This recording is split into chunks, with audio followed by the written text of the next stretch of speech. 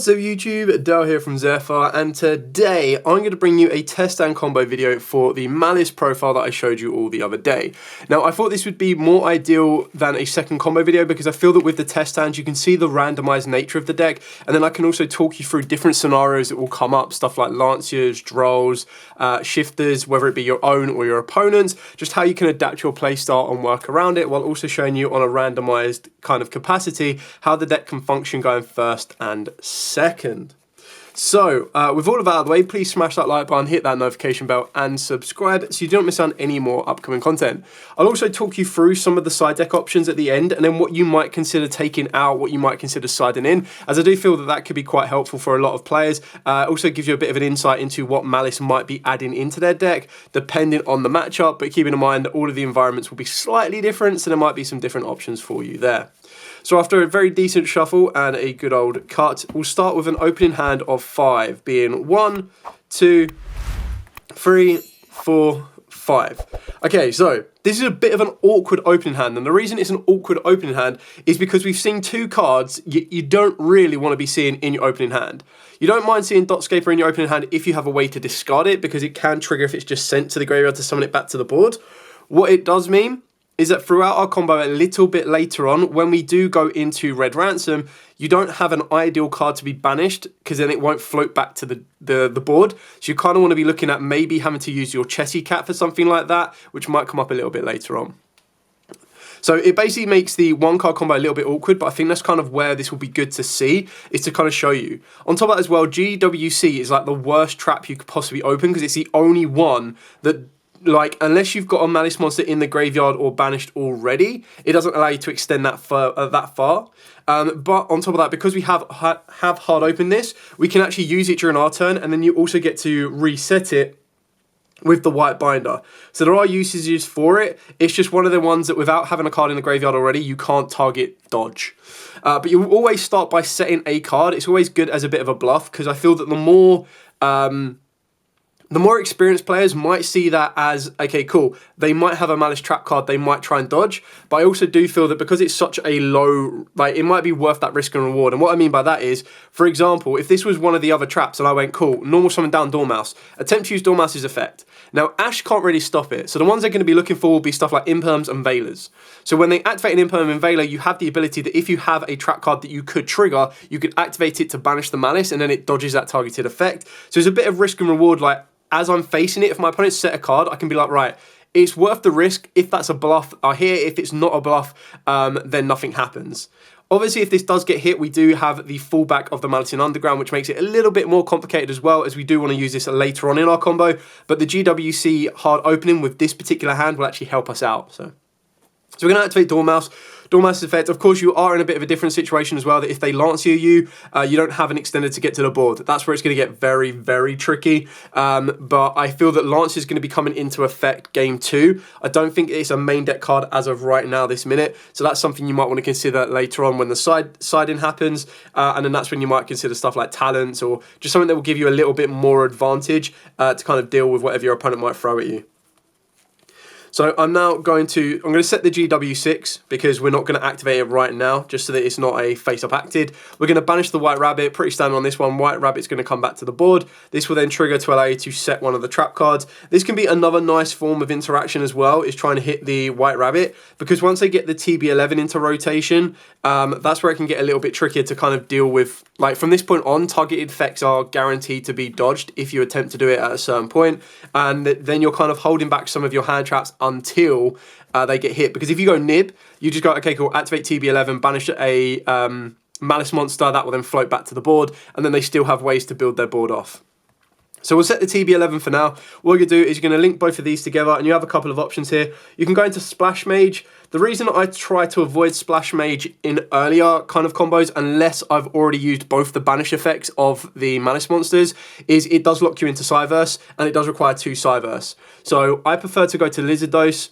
A lot of people will choose to go to Lizard Dose as well, but just keep in mind that more times than not, if they haven't used the banish effect of one of the 2 cards that get linked off, so in this scenario, Dormouse, they're probably going to go for Haggard Lizard Dose. The other benefit of Hagar Lizardos, if it does is that it does banish as cost, so that even if you were to imperm or Veiler this, it could still banish it, and that's really all it wants, is that you go, okay, cool, effective, Dormouse, come back to the board. The other thing you've got to be very careful of is you only have really one trap card that will help you gain life points, and that is, of course, your GWC. So that's one thing you need to keep an eye on when you're burning through life points and when the time comes up. So the more and more you know these combos, the more and more you know how to adapt if you do get interacted with, will be more beneficial for you, especially with the time rules. So carrying on, Dormouse comes back. We've now used all of the banish effects. You're now going to want to put these two together, and you're going to want to go into Red Ransom. Now, of course, this can adapt and change because you have hard opened up the Maliss in Underground. You have hard opened up the White Rabbit as well. So you've got loads to kind of play around with. So you're going to Red Ransom. Red Ransom will grab you the field spell. And the reason I don't mind doing it this way is because my TB11 will get me the Red Ransom that will come back to the board. Ideally, what I want to be doing off the Red Ransom, because I've hard opened up the Dock Scale-Upper, is you're probably going to banish the Chessie Cat, which is something that's going to happen a little bit earlier on in your combo, which isn't ideal, but it just kind of gives you less protection. It's just the pains of hard opening up a Dock Scale-Upper, unless you have a way to discard it, and then it changes a little bit more. So we've gone into Red Ransom, we've used this effect, we've grabbed the Maliss in Underground. Now what you're going to want to do here is you can either activate the TB11 or you can activate the Maliss in Underground. Either one does the job that you need it to, because ultimately one of these cards you want to banish the Red Ransom, the other one you either want to banish the Chessie Cat or you want to be able to banish the White Binder once that gets into rotation. The other benefit off the back of that as well is if you save the Red Ransom and don't banish it off of TB11, it means you can use the White Binder to banish the Red Ransom instead, and then that still leaves the door open for your TB11 and Underground to be utilised.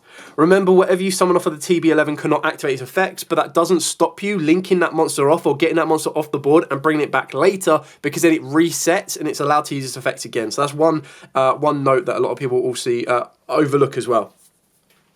So a couple of different options here on how we want to do this. Personally, I'm going to save the TB11 for the White Binder. So I'm going to activate the Maliss in Underground. We're going to use this. I'm just going to put this over on the far side now. I'm going to use this to banish the Chessie Cat. Obviously not ideal, but it's kind of about getting that monster to the board. This is where usually you'd probably want to... actually, we've used Dormouse, we've used everything else. Kind of need the extender. Like TB11, I don't really want to banish the Red Ransom with that because I just lose a board advantage. If I banish the Chessie Cat now, I suppose the other downside as well is if I was to banish Chessie Cat for Red Ransom later on when I used it, I would still get that extender if I don't use the banish effect. So I'm trying to think if it's worth holding back the Underground or not. I kind of need the extender on the board. I could TB11, banish the Red Ransom. Red Ransom would come back. TB11 would get me anything that isn't Chessie Cat, and then you'd use Red Ransom to banish the Chessie Cat. Maybe that's the better way of doing it. So maybe we hold back the Underground. So let's go TB11. We'll banish the Red Ransom. We'll get a Chessie Cat. Now remember, Chessie Cat that you summon now... actually, we're not going to go for Chessie Cat. We're going to go for Dormouse, because we're going to get Chessie Cat for the back of the Red Ransom. Unless you play multiple Chessie Cats, then go mad. So you can't use Dormouse's effect, but we've already used it, so it doesn't matter. We're going to bring back the Red Ransom. Red Ransom's effect is going to trigger. This is going to allow us to banish the Chessie Cat, which kind of comes your pseudo replacement of Dotscaper. Not ideal, but it's just part and part of it. Where is said Chessie Cat? That's Dormouse. Where is Chessie Cat? Have I mixed Chessie Cat in? Oh, yeah, there it is. I mixed Chessie Cat in with the extra there. My apologies. But Chessie Cat would summon. You'd obviously pay life points to summon it back. This one can use this effect. This one can't, as this is the one that was off of TB11. Because we've got two of the field spell, you can probably very easily banish one of the field spells to draw you 2 new cards. So that would kind of refresh the hand. That might even give you more extenders later on as well. So do that, draw 2, Coldest Soul, and Planet. Okay, so decent extenders in a sense. Planet's a little bit late because of the way we're comboing, but it's still pretty useful for you. The next thing you want to do, because you've got 2 Malisses on the board, we'll get rid of the Dormouse and we'll go into our link decoder so that we've got this ability to float, which is obviously going to be very, very helpful as we push our plays further forward. Drawing into the Coldest Soul is going to be amazing. It's just another free extender. Like, we can do it now if we want to. The reason you would do that is it would give you the access to keep Red Ransom on the board and get White Binder to the board. There isn't really anything you want to be banishing off of White Binder though. That's the issue, is anything you banish from your graveyard. Like we've already got a Maliss card in the graveyard, so we've got the Hearts of Crypta set up. We can also do the Heart of Crypta play, but I don't think it's really worth it. So for now, I'm just going to special summon down the Code of Soul. We'll link Code of Soul, link Decoder, and the Chessy Cat. We'll go into White Binder, I believe, on this one. This will trigger Link Decoder to come back. You can trigger off White Binder's effect if you want to. The card I'd probably consider you banishing would be TB11, but you don't need to worry about that just yet, because keep in mind you also have a reset for the back of the White Binder. So up to you how you'd want to do it. Entirely up to you. So now what I feel that we can do to kind of replace our extra extender that we kind of need to get to the board. Of course, I could put these two together and make Firewall directly, which is absolutely fine as well. But if I activate the GWC to banish the White Binder, keeping in mind I haven't used its effect to reset a trap card yet, we can then bring back a Maliss. So bring back a Chessy Cat, for example. We can then trigger the White Binder's effect to come back to the board. And then this will allow us to draw one card as well. So draw a random card. We can now use the effect to reset the GWC. So that's the one benefit of hard open up the GWC, is it kind of, like, in combination with Dotscaper, it gives you a little bit more to play around with. So now in this position here, you've got a couple of different options. It really is up to you on where you'd want to try and take it. So the idea is you kind of want to get Firewall or Griffin here. But if you have used Splash Mage, which we haven't yet, you are Cyverse locked. So we can go down either the Griffin lock route. We still haven't even used Maliss in Underground, but right now there isn't really anything that's going to be beneficial for us apart from a Hearts of Crypta. So it's up to you if you want to go Hearts of Crypta and then try and work your play from that point on or not. It really is up to you. So let's have a look. I would probably go Firewall because I quite like the idea of Firewall being able to loot me 2 cards back. So let's go... I kind of want a zone here, which can be SP Little Knight. So if I put these two together and go into Firewall, Firewall currently has the ability to bounce 1 card back for me. Planet's not really going to do anything for me. GWC's already been used. Firewall can bounce 1 back for me. And then if I use Maliss and Decoder, that gets me SP Little Knight. So let's add back... I can add back a Dormouse, actually. Wouldn't be the worst of ideas. So we'll add back a Dormouse. We can then link off the Red Ransom and the Link Decoder. Kind of want another extender, though, to kind of get you that little bit further. I'm trying to think if there is a way to do that. I mean, Planet gets me a Kashtira, but that doesn't lead me to anything as of yet. If I link this off, Firewall will get me another monster to the board, but that additional monster isn't going to do anything for me either. I suppose it gets Dotscaper to the board, actually, so maybe that's not so bad. Let's go in a bit more of an awkward route. So we'll use both of these, which is 2 Cyverse, which gets you into Splash Mage. This will now trigger Firewall's effect, and we'll special summon down Dotscaper, because then I can loop the Dotscaper around a little bit later on, which is going to be quite helpful. Activate Splash Mage, bring back one of your Maliss monsters, specifically a Maliss monster, because you're going to want 3 for this play. Use all 3 of these. We are Cyverse locked, so keep that in mind. All 3 of these will get us into Hearts of Crypta. This will allow us to trigger the Dotscaper. Dotscaper will come back. Hearts of Crypta has the ability, as a quick effect, to target one of your banished Maliss cards, which is obviously Maliss in Underground. Non-target, banish 1 card on the field. I can special summon it back if I banish it to double its attack, but honestly, I don't think I would massively need to. Like, I've got a couple of different options here. And what I mean by that is Firewall's of no use to me right now. So I could very easily go into SP Little Knight. SP Little Knight could banish a card in the graveyard. Like, I could literally go Heart of Crypta plus Dotscaper into SP Little Knight, which would go like next to Firewall. SP Little Knight, banish the Hearts of Crypta, bring the Hearts of Crypta back. So my end board is a Firewall. Not so ideal, but it would be a Firewall, Hearts of Crypta, and SP Little Knight. The Firewall's not really doing anything for me. Another option is that I could have used the Firewall to make the Hearts of Crypta. But another option is I can turn the Dotscaper into a Linkaribo. Or, if you really want to, you just go into a Terahertz. So you've got a couple of different options there. And what I mean by that is you use the Hearts of Crypta as a level link 3, Firewall is a link 1, Dotscaper as the 1. So you go 1, 2, 3, 4, 5. You'd put all of those together, you'd go into a Terahertz. Terahertz can then use this effect to send you your Draceworm, which sets you up your spell and trap negate. You still get your full hand of 5. You can activate the pressure plant. We haven't even used the Maliss in Underground as well. So if I wanted to, I could activate Maliss in Underground, banish the Heart's Cryptor. Heart's Cryptor would come back at 5k. Just use that.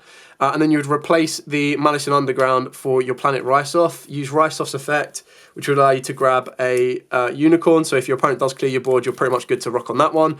These are both going to be up by 200 additional attack points. 100 additional attack points as well, because they've got darks on the board. You've still got to draw. Like, ideally, you want to be drawing into more hand traps. But even then, like, if we pass to our opponent now, what we currently had off of the back of the Neo Tempest is we have the ability of the Dray Swarm to negate a spell trap or effect. We've also got the ability to send off of the Neo Tempest either an Igmaster pack bit, there we go, to put a card into the spell and trap zone, or we've got the Agitator. They've then got also play around a Draw and Lock Bird. We've got the ability of Heart's Cryptor to put this back to non-target banish. And then you also have the ability to activate the GWC, which will allow you to bring back from the graveyard your White Binder, which will then banish up to 3 from the graveyards. So the 3 that I would say you to banish is you can banish a Red Ransom. You could also banish a Dotscaper if you wanted to. That would float back to the board. And I would probably banish maybe TB11. But you'd want to keep, I say keep this in the graveyard because you can reset that off of White Binder if White Binder survives. So you would do that, and then your Red Ransom will trigger. This will then come back to the board. You can then trigger the Red Ransom effect. Now keep in mind, White Binder hasn't been banished this turn, neither is Hearts of Cryptor. That was both during our turn. This is during our opponent's turn. Red Ransom's effect will trigger to banish your White Rabbit. White Rabbit will trigger to summon itself back to the board. White Rabbit will then trigger again, and this will let you set the final trap card in the form of the NTP7. And then what that's going to give you the ability for is you've non-targeted banish off of Crypto already, but you can now activate the NTP07 the turn it's set by banishing the White Binder. This will then allow you to add a Maliss card from deck to hand, so you would add a Dormouse if you don't already have one. You'd then resolve by non-target banishing because of the NTP7, and then you'd also be able to trigger off the White Binder's effect to summon itself back and draw one more random card. So you're pretty much suffocating your opponent there. Like, that's a very difficult board to break unless they've opened up something directly breakable. And what I mean by that is, even like a Dark Ruler doesn't end the turn because you have that trap card that lets your monsters float a bit more. So it does let you play around a bit, but unless they've opened up like the ideal combo of like a Dark Ruler or a Duster with a Droplet, like a Lightning Storm with a Droplet, that's when it gets a little bit tricky. But you still have the Terahertz to deal with the Storm and everything else in between. So that was a very lengthy test stand, so I'm probably only going to do one first and one going second. But the idea is it was to talk you through different options. Lancia does make it tricky, there's no doubt about that, but that was a very interesting hand to show you how tricky it can be if you do hard open up the Dotscaper. So that was kind of cool. We'll do this again as a randomized one and we'll go second. Going second, I would say, is a little bit easier because you can utilize access code to a bit more use for you. And then access code banishing Hearts of Cryptor is like OTK. It's just crazy. So we're going to shuffle up, we'll cut up, and then we'll do another random test stand. But this time we'll go second. So opening hand of 5 will be 1, 2, 3, 4, 5. Wow, okay. How do we want to do this? Definitely Ash. You're probably going to imperm them. You don't want to be putting the nib on the board because of the Fenrir. I mean, draw our 6th. Whoa, our 6th isn't a starter. That's rough. The only hope we have is that our opponent activates a monster effect, and then we talents and try and draw. But I mean, that's the risk and reward of playing so many hand traps. How far off were we from a starter? Oh my god, what the hell? Whoa. Okay, we weren't doing anything. We were basically trying to turn that into a chicken game of hand traps, who's going to win. So, it happens. That's just the risk and reward. Like, when you're playing that many hand traps, I mean, we're playing that many stars as well, but not to see a starter, yikes. Anyway, I don't want to, like, there's no point in hiding that. Like, that's just not being truthful. So, I feel that it's best to show you those type of hands. I mean, Fenrir's still good. It searches you out a unicorn, and then you probably hold back the nib. You could probably nib your own board, like later on. But yeah, not great. A lot of hand traps for both players to play through. Anyway, let's try that again. So 1, there we go. 2. Are we going to see all the starters now? 5. Okay, well, we've definitely ashed our opponent. And 6 will be cross out. Ooh, okay. I mean, we have the OTK capabilities. We've got the trap card that will let us protect from targeted effects as well. So we're actually in like a really good position here, because you'd go normal Dormouse effect to banish. If they try to, unless they've got a negate on the board, and if the negate on the board targets, you just activate TB11 to banish the Dormouse and then build off from there. You've got the crossout designator for anything that isn't a targeted effect, that is a hand trap, so to speak. You could risk the Fluoros, but you might want to be safer just holding it off a little bit. Anyway, so banish white Rabbit. Rabbit's going to come back to the board. Usually you set TB11, but honestly, now that we're going second, I'd probably say that off of Rabbit, you can just set the aggressor in the form of the NTP07. Like going second, you'll push into OTK anyway. Neither of the White Rabbit's used its banish effect, but Dormouse hasn't. So you're still in a good position here. The next move you make is what is going to open you up to a lot more interaction. And what I mean by that is, as soon as I do this and go into either Hagar Lizardos or Splash Mage, if you go into Splash Mage, at least you're putting another Cyverse in the graveyard that's another Link monster, but obviously Lizardos does that anyway. So as soon as you go here, yes, of course, Hagar Lizardos banishes as cost. But if they were to strike this or just stop the summon, you pretty much have nothing. Like, if you lose that, you've got nothing there because you can't use either of these. So it's very risky doing this, in my opinion. But the exact same thing would happen with Splash Mage. You try to use Splash Mage's effect, it kind of changes up the outcome. Anyway, Dormouse will come back. Pretty standard on this one. Work your way into your Red Ransom. Red Ransom's effect will allow you to add the field spell. Wherever it may be. There we go, field spell on that one. You kind of got a bit of protection, like if they try and nib you early doors, you've got the cross out that you're holding on to. Whether you decide to main cross out or not is entirely up to you. So we've got the Underground, we've obviously got the TB11, we've still got loads more to play, so we can now activate the TB11, we'll banish the Red Ransom. We'll get the Chessy Cat. Now remember, Chessy Cat can't use its effects while it's on the board, but if you get rid of it and bring it back, it will reset. So we put this back to the board. We've used TB11. We'll use Red Ransom to come back to the board. Red Ransom's effect will get you your Dotscaper, wherever it may be. Dotscaper comes back to the board as well. Now, you can go direct for an access code if you really, really want to, but honestly, you haven't got any benefit of a Maliss monster being banished right now, so it'd be a bit of a waste. You don't mind locking yourself into Cyverse, so you can very easily put these two together first. Go into Splash Mage Revive. Again, the effects are negated when it comes back off a Splash Mage, but as long as you bring back a Maliss, you're in a good kind of sense. You still need a Maliss to help you get into your White Binder, which is why we're not turning any of these as of yet into the Link decoder, because if I put this into a Link decoder, I won't be able to use it. So if you put both of these together, you go into White Binder. White Binder will banish from the graveyard, so you're going to banish the Chessy Cat and then TB11. Chessy Cat's effect will trigger, summon itself back to the board. You can now use Chessy Cat's effect if you want to banish a Maliss monster to draw you 2 new cards. Doesn't matter really what they are. And then what you can do is you can turn the Chessy Cat into the Link decoder. You can then use Link decoder and White Binder. You can go into Firewall if you want to, but you can also very easily go into Access Code. The benefit of going into Firewall is Firewall will give you a bounce, which can be quite helpful if you're trying to clear your opponent's board off. So up to you how you'd want to build that one there. Activate the Maliss in Underground, banish a White Binder. White Binder's effect will come back to the board. White Binder to draw you a card. White Binder's effect to set a trap card. Obviously, you could do the trap card prior to that if you want to. It's just going to give you a little bit more extension. Now, keep in mind, both of these have been banished already. So when you're trying to make your way into an access code, you kind of now want to be putting yourself into the position to get your Hearts of Crypta, which needs you to have another monster on the board.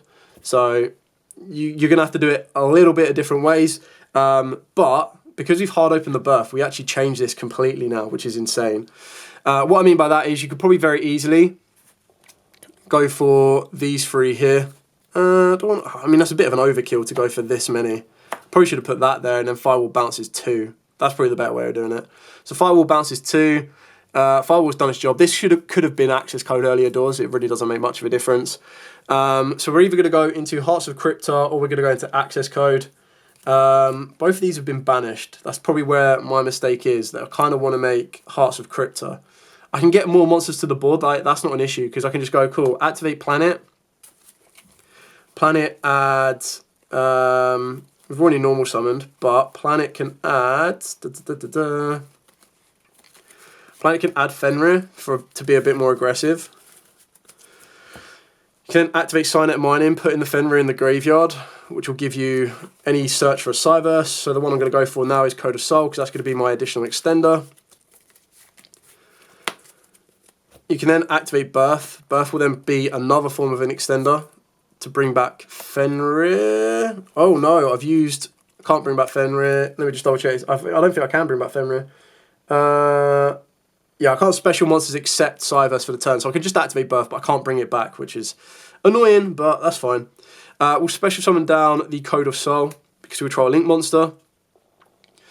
We now need to work our way into Hearts of Crypta and Access Code. So Hearts of Crypta is not an issue, because I can actually bring that back to the board. So we'll go White Binder, Firewall, and Code of Soul, using them all as link level 1s, or link 1s.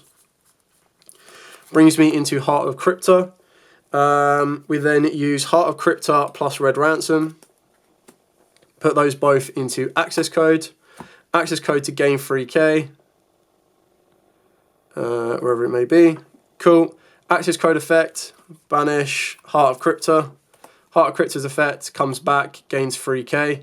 Gains 3k, doubles his attack. So you've got a 53 there, you've got a 5k there. I'm pretty sure that this is buffed by 600 as well because of Dormouse, and then also buffed by 100 because of Rysoth. You can then activate, not Dormouse's effect, you can then activate Heart of Crypta's effect, put back TB11, which then means that your opponent, you then non-target banish one of your opponent's monsters. And then you can go to the battle phase, and then during the battle phase, you're attacking with Access Code. Now keep in mind actually, before we run into the battle phase, you also have a light and a water. So that's 2 more banishes off of the back of Access Code as well. So you've cleared off 3 cards with Access Code. You've got enough damage on the board here. You still have the ability in the battle phase, if you haven't got enough to complete the game, is you can still activate the GWC, and the GWC will banish the Hearts of Crypta, and then let you bring back one of your Maliss monsters. So any of them that you want to, probably bring back White Binder. White Binder will be up by 600 because we use Dormouse this turn. That will then attack as well. And then worst case scenario, if you absolutely have to, you can activate the MTP7, but I'd actually save that for your opponent's turn. Not that they're going to survive the next turn, because I highly, highly, highly doubt it. Yeah, so that's kind of the position you put them in. Bit of an odd way to play it, like that's not the most direct route, but I wanted to kind of show you that there are different options and how you can adapt combos and plays on the fly. And depending on what you draw, that's obviously going to change stuff. And also other targets. Like a lot of people look at Signet Mining and go, right, well, Signet Mining's only going to lead you to... Silent Mining is only going to lead you to the Maliss cards, and it's like, well, actually it doesn't. Silent Mining, if you've already used all the Maliss cards, and you've already used your normal summon, can actually lead you to Code of Soul, which will act as an extender, and that extender will then allow you to kind of continue to make your boards as well, whether you've gone through a Dotscaper or not. Anyway, that is it for the test time video. I hope this has given you a bit more information on the deck itself, whether you're going to be playing it, whether you're going to be facing it. It just gives you a bit more of an understanding on where it wants to go, how it wants to play, and everything else in between. If you do have any questions at all, by all means, please put it in the comments down below. I will be more than happy to answer them for you. However, for now, stay safe, and of course, happy dueling.